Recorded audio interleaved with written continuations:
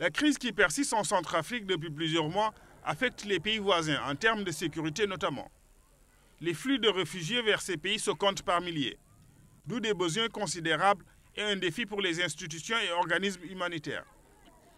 Cette situation qui exige une réponse rapide et effective a poussé la communauté internationale et des organisations comme l'UNFPA à bâtir des synergies autour de la question.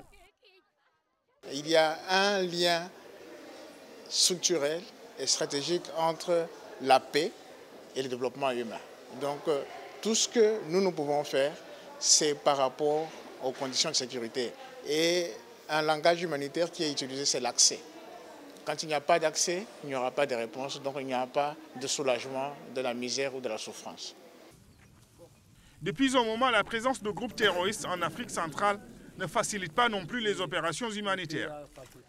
La situation sécuritaire dans l'extrême nord du Cameroun est très inquiétante et qui est beaucoup influencée par les activités de Boko Haram et au Nigeria et au sein du Cameroun même.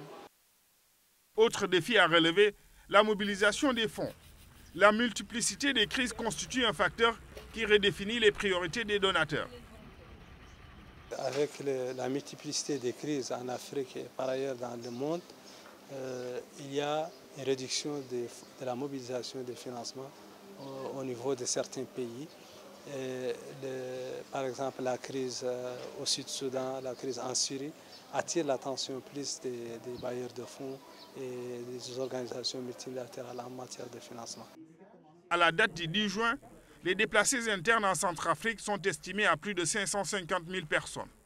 Quelques 125 000 se trouvent à Bangui, la capitale, tandis que 425 autres se sont déplacés dans les villes de l'intérieur.